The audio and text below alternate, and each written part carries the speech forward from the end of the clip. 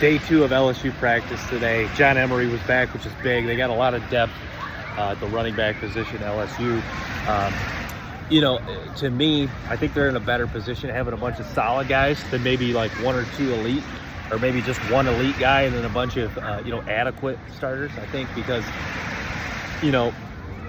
with that much depth, I mean, you could have a couple guys banged up and you could just be just fine. Like Logan Diggs may be their 3rd running back, but if Logan Diggs goes down, then I mean, you got dudes. I mean, is John Emery going to be the 4th string running back? I mean, John Emery, despite what you think about him, has not lived up to expectations. The guy was a former 5-star, but this is a guy that could start a lot of teams in the country. Maybe not at Alabama, Georgia, but there's a lot of teams where he could start, and he could be their number 1 back.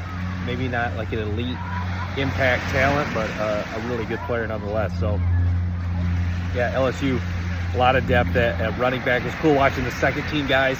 Chris Hilton's another guy, wide receiver I forget about. Landon Ibieta, a talented wide receiver as well. Aaron Anderson was running with the 2s.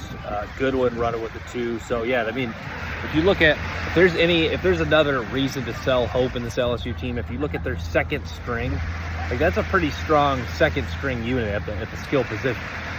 Ibieta, or I say Ibieta, I didn't see Ibieta out there. It was Hilton, Anderson, Goodwin at running back, Nussmeier at quarterback. That's a pretty strong 2nd unit right there. And then I didn't get to see the offensive lineman. I assume it was Lunsford, maybe Hurd. I'm not sure exactly. I assume Lunsford's going to be running with the 2nd team, the offensive guard they got from Maryland. But yeah, LSU, a strong depth-wise. I think if you're talking, defensively, the depth still not there. But if you're talking about depth as far as offense goes, then that's their depth offensively certainly is there. But yeah, wide receiver Lacey, hopefully he steps up this year. This guy's got some upside. Malik Neighbors, NFL talent at wide receiver. I've touched on him quite a bit. Don't really have to. If you're an LSU, if you watch a lot of LSU games, you really don't have to really break down Neighbors' skill set too much. The one thing is he going to throw the ball more? He does show the ability to throw the ball. He is electric on end around, so those are 2 things you want to watch for. Does he do more of those? I know some of the reporters were asking if they were going to see some more of that from him.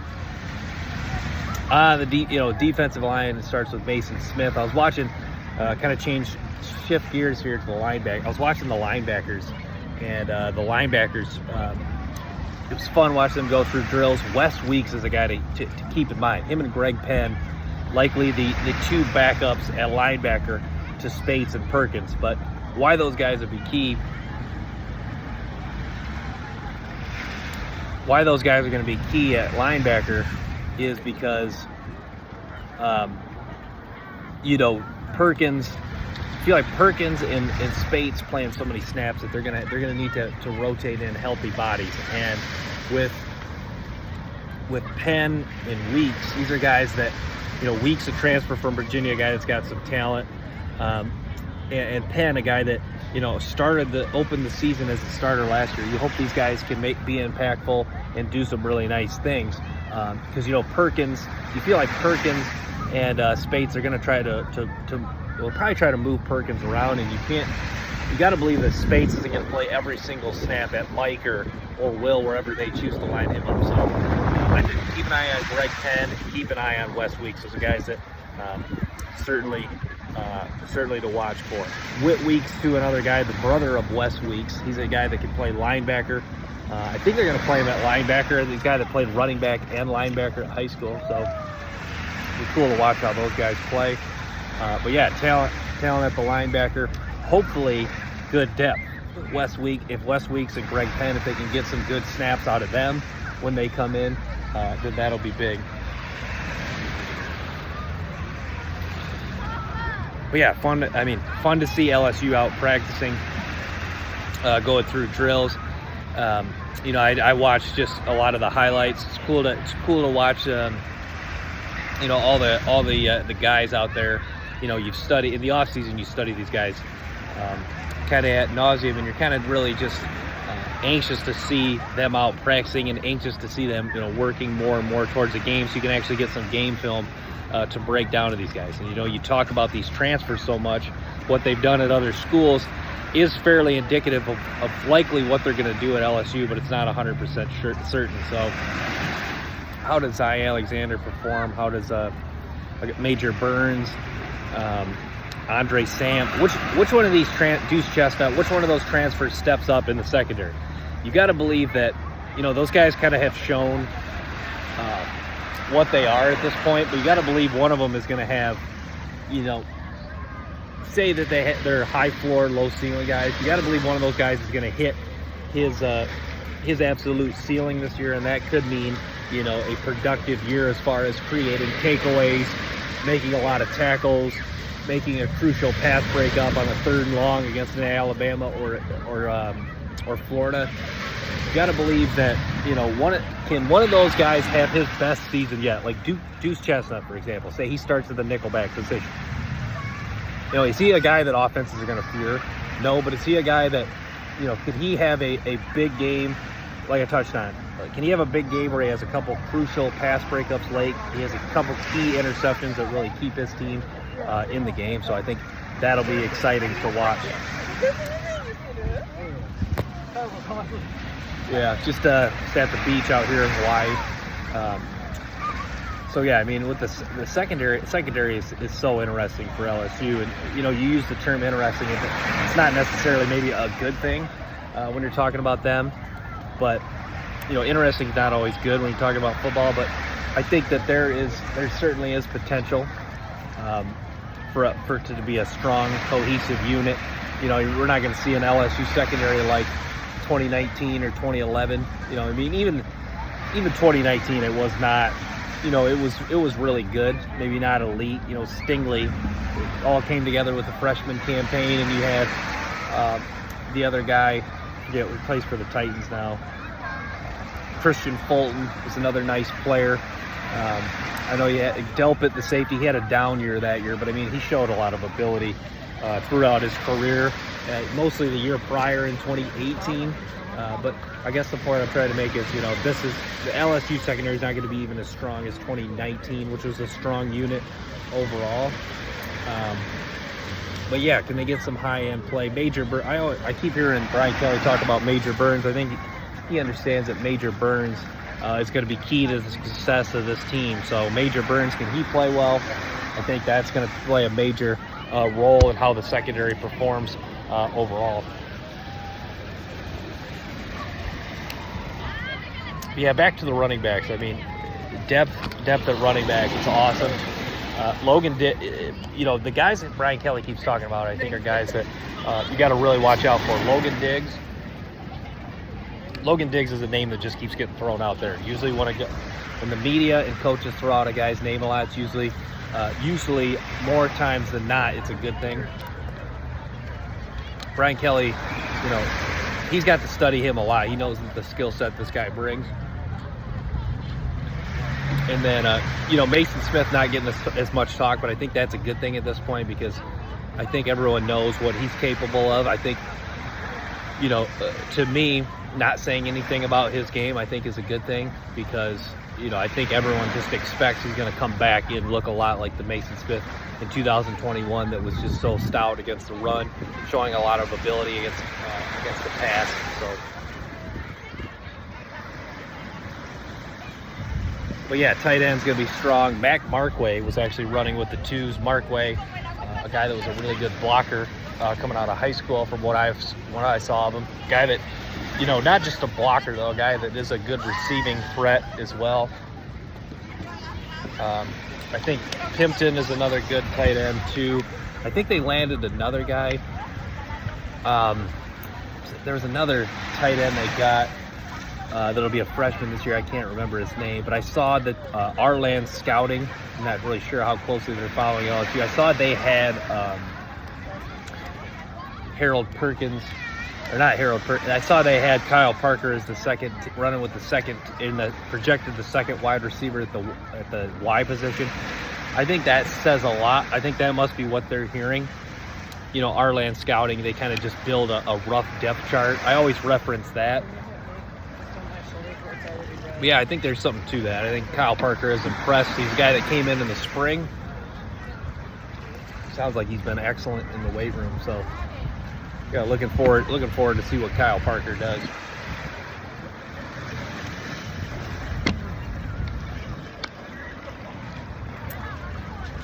But yeah, so just 2 practices in, you know, Brian Kelly he didn't have a press conference today, probably is a good thing. You know, what else is there to say? I mean, you know, it's hard. There's not a lot you can really evaluate from guys who are. It's not really a lot you can evaluate when guys are just going without pads on. I think it's a good gauge to see which guys are ready to compete, which guys came in shape, which guy, you know, how do they perform in the individual drills. I think, but it's not really a good gauge to you know, as far as looking at the running backs, linebackers, some in the offensive line, defensive line. It's hard to really gauge how those guys are going to perform. But yeah, I think in the I think the transfers will really shine if they're really that good when the pads come on. Because, like, take Andre Sam for example. He's a guy that's made a name for himself as a hitter. He's not a guy that's, you know, maybe he looks okay in drills. You know, I didn't really study his movement skills overall. I watched a quick highlight of him was it Tulane or Marshall? I forget where he came out of. But yeah, Sam is a guy that will deliver some hits, will get after it, come downhill. He's fearless. So yeah, I think that he's a guy that's going to shine when the pads come on. So I think if you're Brian Kelly, I think that's when you'll get a full evaluation of Andre Sam's game. But yeah, Zy Alexander. You know, Zy Alexander projected to start. I'm sure that's because of, you know, his movement skills are on display. You saw, even in an FCS school, you saw his movement skills really on full display of what this guy can do. I think he's a really nice talent. He's a guy that shows man-to-man coverage ability, can go up and get the ball, shows some jumping ability. He's got good hands. So I mean, it's all as far as from a coverage standpoint. Now I didn't really get to study what kind of tackler this guy is, but as far as from a coverage standpoint, this guy, it's all there for him to succeed in coverage, and I think that's what they need. I think Burns is going to be, you know, Greg Brooks is a guy that's a safety that's wants to come down, hit you, you know, thump you, you know, deliver a big hit. I think with that being said, you really need some guys that can cover, and I think Zy Alexander is a perfect complement to that. And I've touched on Brian Kelly has done an excellent job of getting guys that really complement the team they already have in place. You know, we had last year we got Gardner, Converse, guys that can cover, show some tackling ability. This year we have some hitters and Greg Brooks, Major Burns, and so let's get some guys that can cover. J.K. Johnson, Denver Harris, they show some coverage ability as well. You know, Denver Harris, J.K. Johnson, I wasn't overly impressed with their skill set, but I think they're good players nonetheless. But yeah, it's gonna be fun. It's gonna be really fun to see. You know, I keep talking about the secondary, and you know, maybe I'm almost trying to speak it into existence. I think, you know, it should be good. Is it going to be dominant? I'm not sure. That is the question. But I think that, you know, it's anytime you bring in a lot of transfers, I think it's oftentimes it's a lot more sizzle than steak. But I think to me, it's always fun and exciting to see how a guy's game translates from one level to the next. Just brushing some sand off my legs.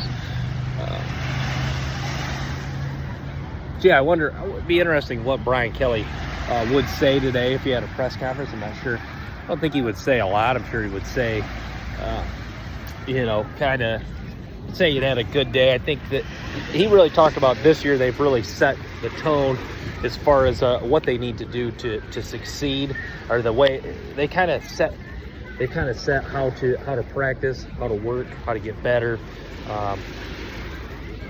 So yeah, I think that those traits have really been kind of ingrained in this LSU team. We'll see how that really resonates with how they perform this year, and how they play, how they continue to get better. But yeah, I mean, talent is certainly, all over this roster, high-end level talent. I know I've gone over that. Jane Daniels, hopefully he progresses. He looks pretty smooth and confident going through drills. You can tell he's a guy that's been now year 2 in the program, really knows, what it's all about to try to get better, try to hopefully keep continuing to develop as a passer. So yeah, it'll be fun to see how Jalen Hurts continues to get better. Going through drills just looked really smooth. I thought Nussmeier looked pretty smooth going through drills. So yeah, those are 2 guys that people, you really want to see big things from, especially if Nussmeier gets in. Nussmeier, you really want him to continue to get better, because this is the guy that he's likely going to be the man in 2024. So can he continue to get better? And actually, can he go about himself like he is the starter, like expecting that he's going to play, especially if something happens to Jaden Daniels. So I think it's going to be fun to watch Nussmeier potentially next year, and it's going to be fun to see how Jaden Daniels continues to improve, build upon an already talented skill set, can even take another step as a runner, like can he even develop more of a feel for making people miss in the open field. I think that's going to be really exciting to see with Daniels. But yeah, I mean, tight end overall is going to be fun. The depth they have. Mac Markway, there must be something to him. I know I've touched on Markway, but there must be something that the coaches are seeing in Markway that is getting them excited. I think, they really wanted another blocker, I believe. I think he's a perfect fit. Like I touched on, I keep talking about how guys are complements for each other. Because you have a guy that is a really good receiving threat in Mason Taylor. Can we get a guy that can block down? That's, Markway brings that element and the passing element. So him and Mason Taylor could be a really nice combination, especially even just with Markway as a freshman in year 1. So that's going to be exciting stuff to see.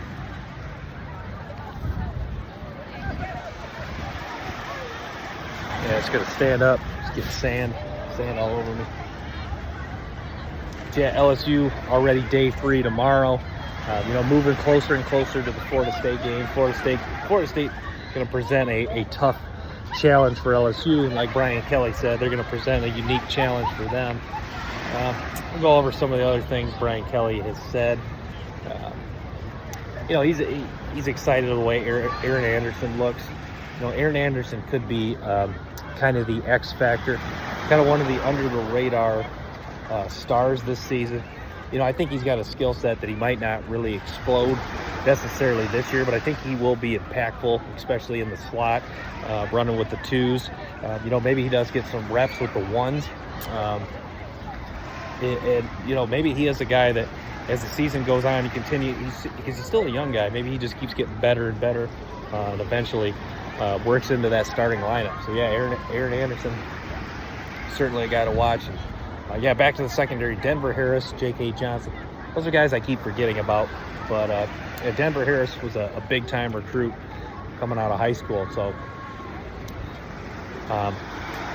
I'd like to hear what the assistant coaches are saying. Harold Perkins, to me, I'm watching him go through drills, and I'm just like, to me, drills kind of are meaningless when you're talking about this guy. This guy is just he's more of a get on the field, go get the ball. Like, Harold Perkins is a guy that can shine. He's a guy that can shine on game days. A guy that just, you don't really need to see him go through drills to see what kind of impact and what kind of skill set this guy has. I think he is a guy that hopefully continues to get stronger this year. I think that he shows good play strength, but I think he could get a little stronger. Does look a little leaner. Maybe it's just because he's wearing a single-digit number, but yeah, it'll be cool to see his progression this year. It'll be cool to see him flying around, and I'm anxious to see which games he really stands out in. Hopefully it's the Alabama game. Hopefully it is some of the big time games that Harold Perkins really steps up in. So yeah, and then Space looks confident out there. You can tell, a lot of times you can tell watching practice who are some of the main guys, some of the guys that really stand out. I've always said you can recognize key players. Like when I scout some high school games too, so you can always tell who some of the best players are by the way they carry themselves. You can tell Spates is a veteran he's confident, he's calm. You can tell that he knows and trusts some of his high-end ability. And I think hopefully he can teach some of the younger guys to think, he's kind of going about himself like he is going to be the starter, no doubt. And I think that's a good way to carry yourself, and I think that's really going to help this football team.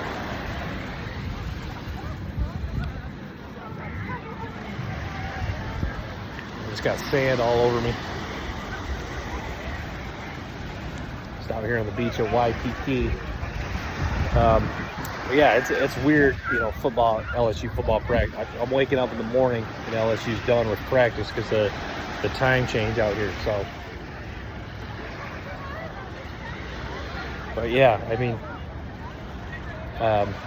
what else do we want to touch on here? I think, quarterback, Nussmeier, there is some of the fan base, we touched on this, that wants Nussmeier to start. I think it's interesting when you listen to some of the fans' reasoning. I think to kind of play devil's advocate of why Nussmeier should start, I think it's important to look at,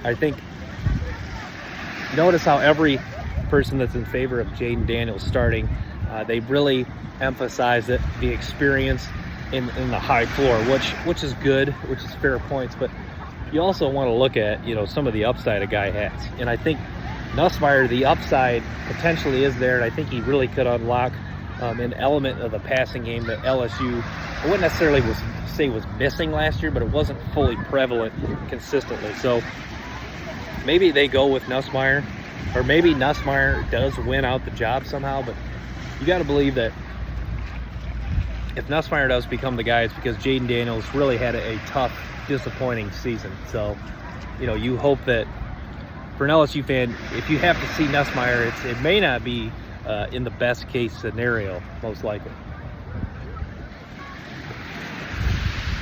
But yeah,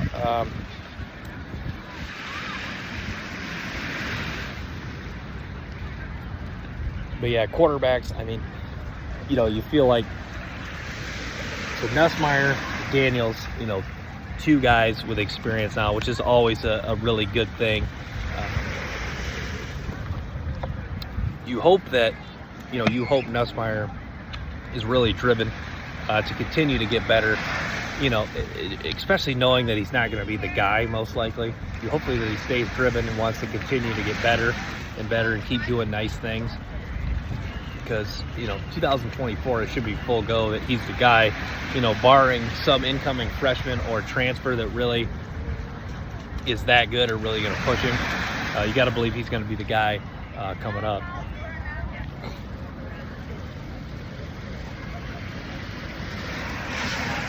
But yeah, I'm not sure when the next Brian Kelly press conference is. I'm gonna be anxious to listen to that. Hopefully we'll get to listen to him soon. But yeah, I mean, there's hopefully we get more to talk about. Hopefully the defensive line coach Jimmy Lindsey, hopefully he gets back out there. It's too bad to hear. It sounds like they've done some moving around with the assistant coaches. But yeah, great to see John Emery out there. The running back unit should be really strong. Really talked about that quite a bit. So yeah, I mean, the D-line, Savion Jones, Parashan, which one of these transfers or young guys really makes an impact? I think we're really going to get to see how Quincy Wiggins is another guy. Once the pads come on, we'll really get to see which one of those guys is really performing at a high level, which one of these guys is making a year two jump.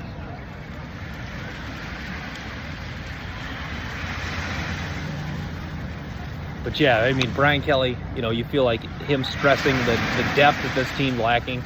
You really worry about that overall, kind of the depth of this team. Hopefully it really doesn't affect them too much defensively. But yeah, I mean, I'm looking forward to this season, approaching quickly. It's still got a ways to go.